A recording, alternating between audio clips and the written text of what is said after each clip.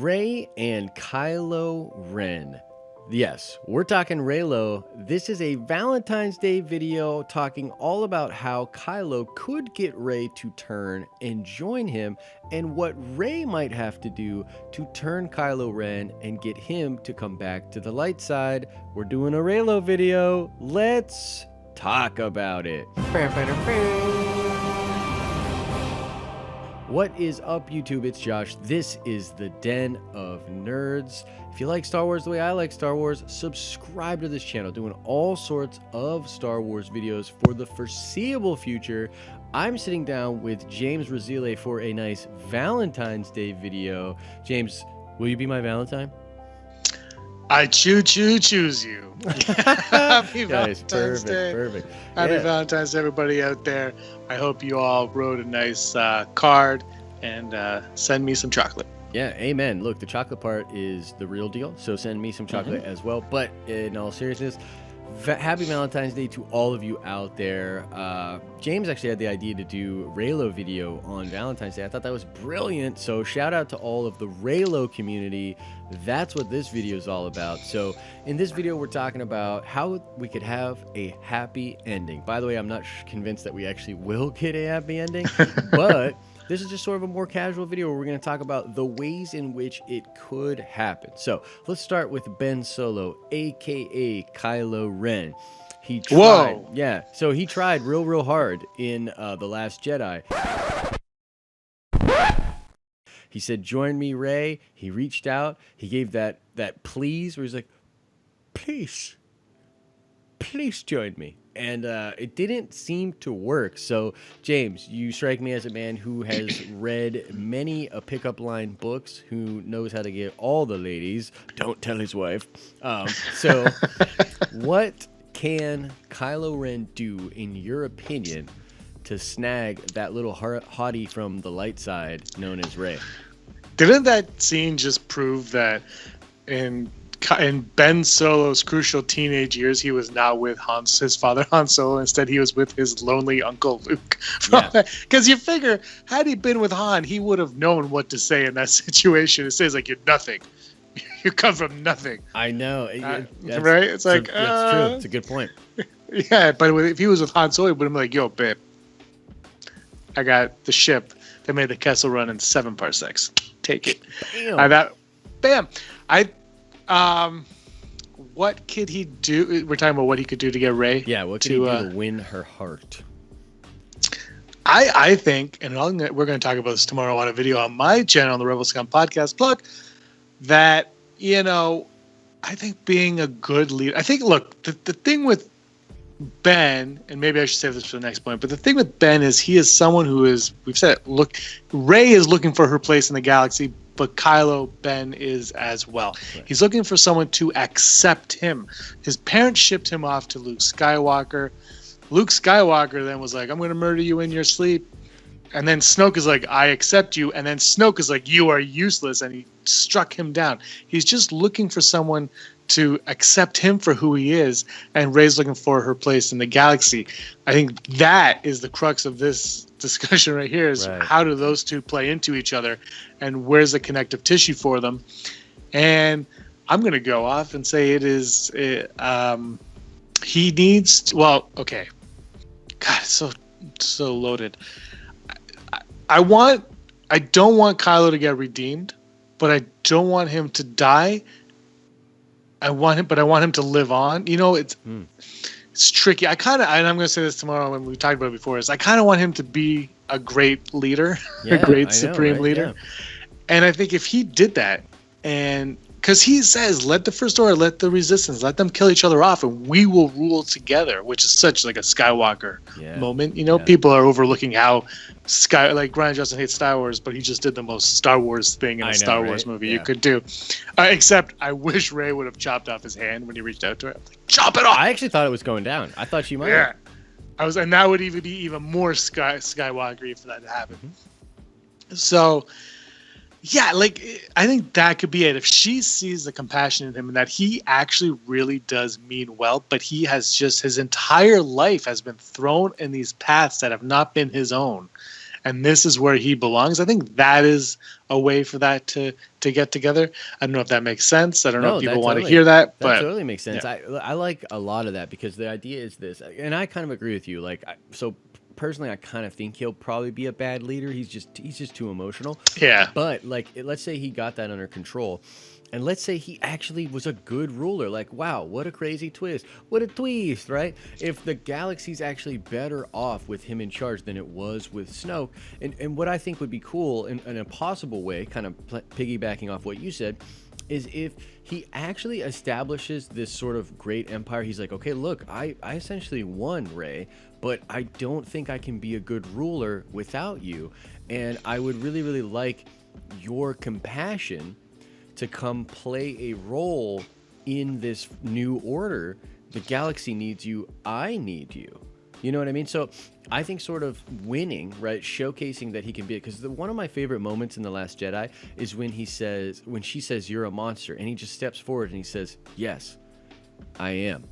And it's like really like that moment. I think in that moment, he's so well put together, and he's like kind of embracing what he is. And I talk about incorporating the shadow, this Carl Jung idea. I've been really big on this idea, this psychology and some of the stuff that's going on in Star Wars. But the idea here is that Kylo has to basically present himself in a way that is put together, that's not necessarily vulnerable. What's very interesting is he shows all that vulnerability to Rey when he's reaching out for the hand and during that whole thing, and he says, like, he sort of degrades her and says, like, you're no one, but not to me. And he's really trying to appeal to her. But, classically, most guys know the nice guy thing doesn't work. Like, nice guys do tend to finish last, as sucky as that is to say. And he needs to present himself as a strong force, as the dark side, but then sort of, I think, make her understand that he's aware that he needs the light side, that he does need her, and that the galaxy needs her, because otherwise he's going to be a tyrant. I think that would be really, really interesting. Is there anything else that you want to sort of go into about that? No, I like that. By the way, you're going to need this answer for tomorrow. It's the Death and the Maiden. Death and the Maiden. Yeah. I hope I don't forget tomorrow when we're recording. By the way, shout out to the Rebel Scum Podcast, guys. We did a video which will be up tomorrow. Actually, the Reylo people, they're going to get a lot of views because I'm doing 2 Reylo videos this week, and then you have a Reylo video coming out tomorrow. So, guys, go check the Reylo video out over at Rebel Scum Podcast that we may or may not be wearing the same clothes for. But we're just really uncleanly. It's not that we recorded these the same day. Definitely not. So let's talk about Rey. What can Rey do to win Kylo Ren back? Assuming that she doesn't want him to be the ruler, what can she do to get him to turn? What do you think she can do to win the heart of that total buffed out Swolo stud dude known as Ben Swolo? The only thing better than his hair are his pecs. Yep. Good. If we're going to take the whole join me and she joins him thing off the table, which I think we should. It's acceptance again. It's acceptance in his place in not in what's going on, but in his own life. Like I just said, he doesn't have, he got shipped off to. We don't know what his early childhood was like. We don't know what kind of a father Han was like. I mean, he sounds like he wasn't a very good father to him. Right. If you listen to what he says in The Force Awakens, he's like, he'll disappoint you. Right. Yeah, Leia was obviously too busy with her political crap to do anything. If you read Bloodline, she's knee deep into it. So so neither one of them probably really paid much attention to him. Then you have Luke comes in. He's like, I will train him to be a Jedi. He's very strong in the Force. It's untamed power. We got this. Oh my God, I have to kill him. He's going to become Kylo Ren. Mm-hmm. And then he's like, what? So then he leaves him, and then he goes to Snoke, like I said, and then Snoke, obviously, and then he kills Snoke. And now he's the leader, but he's kind of a leader by default. He doesn't have what he needs to be. He says, you are nothing, you come from nothing. He is something, but maybe he idolizes that in her. And maybe he hates everything that his name is. He hates the Skywalker blood that runs in him. He hates what it means. He hates what he represents to people around him, because the Vader thing comes out in Bloodline again. So maybe there's something about him that he just completely resents, and Rey is the only thing that could save him from that, because she comes from nothing and she doesn't understand or even know anything about him, and that could be what brings him in, is just her understanding of what he needs. Yeah, no, I dig it. I dig it. I think that you're right. By the way, this video is ending up way better than I thought it was going to. So, what's interesting about Chocolate. that, chocolate. That's how you. That's how you. That's win how you them start a back. video. Chocolate. Beg your subscribers for chocolate. So, what I think is interesting, the thought that I've had that I think the only way she might be able to get him to turn is if she appeals to like the side of him that sort of is understanding the Force itself. So I think that something happened with Vader, obviously, when he was brought to life, when he was conceived, whether it was really the Force, whether it was Palpatine, whether it was Plagueis, that thing that happened set the course of the galaxy in like a tailspin. And so I think that the creation of Anakin, the creation of Vader, his whole path, what has happened since then has been arguably pretty bad for the galaxy and for the Force itself. Because the thing is, the Force, if it's like sentient, right? Like the Jedi themselves were losing their connection. They were losing their connection. In Attack of the Clones, Yoda literally says, maybe we should inform the Senate that, or actually, no, yeah, it might have been Yoda. It might have been Master Mundi. But they say that, God, I gotta go watch my Star Wars again. I'm losing my touch here. But either way, he says that maybe they should tell the Senate they've lost their connection. Their ability to see the future, their ability to tap into the Force is diminished. The Force Awakens literally implies that the Force had sort of been, like as a nap, the Force had sort of withdrawn from us, right? Lord Santeca says, without the Jedi, there can be no balance. You know what I mean? And he says that to Ben, he's like, you can't deny the truth of your family. And so I think that if Rey appeals to the side of Kylo that sort of is aware, maybe even unconsciously aware, that his role in all of this, that he has to be the thing to finish that, to end that cycle, to really restore balance, and that the only way that he can do that is with Rey. And so I think that she'll have to appeal to his ideas of legacy, the things that he wants to accomplish, because right now he's on a path to set himself up as this thing, right? He wants to be this, to establish the Knights of Ren, to establish the First Order. He wants to go down in history as Kylo Ren, the Skywalker that actually did the dang thing, as opposed to a lot of the other Skywalkers, right? He completely and totally owned his role.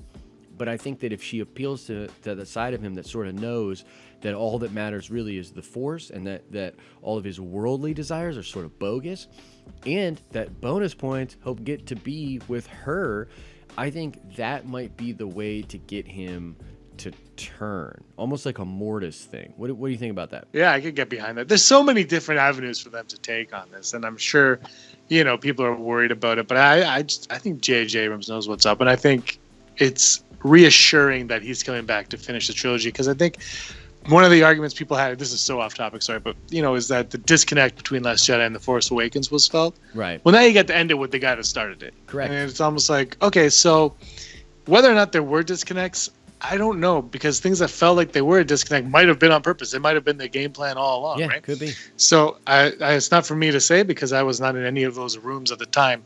But I think just having JJ in there, hearing what he says in the commentary about the Reylo thing, I think we're going to get a nice, and I think what you said makes a lot of sense. There's so much, though. It's like, God, can it just be 2020, 19, whatever? I'm so intrigued. I'm so interested. So yeah, like, when people are like, "Wow, there's nothing to speculate." What? Yeah. There's so much more now, because 9 could literally be anything. Anything. It could be any movie they want it to be right now. Yeah, and I think I see a scenario in which, like, and I sort of go into this in the Reylo video that's going to drop later in the week, but like that Rey will sort of become this beacon of hope for everybody in the galaxy. Like, people will know that Skywalker passed, but he now has that mythic legend status once again because of what he did. And I think that she will be sort of associated with that, whether or not people refer to her as his apprentice or the new Last Jedi, because this is the progeny of Luke, like this is Luke's last student, whatever. That'll sort of be her status, right? And so she'll be sort of building that. I literally think going around with Poe Dameron, because people aren't going to want to fight the First Order, man. They're ruthless. They're very powerful. But when they see with their own eyes what this young Jedi girl can do, that's going to be the catalyst for them to sign up. That's going to be the thing that makes them want to do it and gather all their strength. And like on the exact opposite end of that, like Kylo's going to be this thing that people are just terrified of. Terrified. You know what I mean? Like, you don't, because I think that in a lot of ways, Snoke would play trickery and be very political and stuff. And I don't think that's the kind of ruler that Kylo's going to be. Kylo will literally just kill you. And so I think that's sort of what Skywalker sees in the vision. That's why he was so freaked out. And I think it's going to be very, very bad for the galaxy. How it will actually manifest, who knows? And that's what's so fun about it. I don't know, but I think that their feelings for each other and the connection that they have is going to fuel the drama, which is, something that we've been going over. But yeah, so guys, this has been our video talking about Reylo. It's just a little bonus Valentine's Day video. How could Kylo win her? How could Rey win him? I think it's been kind of fun. Let us know in the comment section what you guys think. Do you think it's possible for either one of them to take the other one away from their goals? And how do you personally see Kylo Ren and Rey ending up together? How could you make that happen? James, thanks so much for doing this video, man. Tell everyone where to check out your Star Wars content and maybe other movie type content on the internet. Wait, you can check me at the Rebel Scum Podcast that talks Star Wars. A few times a week. We have one podcast a week, and then we have a bunch of other shows that you show up there all the time. You will be there tomorrow, like we said. And for other movies, I have another channel called Digital Charcuterie, where you can go there and I talk. I have Ninja Turtles one day a week, and I talk about whatever I want on Fridays. And that one's starting up in earnest in March, but I'm slowly rolling out some videos now. Yep. Go check all that stuff out. They do great content, and James does awesome content on his very new channel. And if you know anything about YouTube, guys, it's very hard when you're first starting a channel. So please, I will link his channel in the description of this video. Go check it out. Go subscribe, support him so that he can continue to gain the subscribers over there. So thanks. That's all for now, guys. No nerd card question on this one. This is just a bonus video. Thank you guys all so much for the support. Tons more stuff coming at you from the Den of Nerds in 2018. And as I always say, I hope you're having an awesome and nerdy day. And I'll see you in the next video.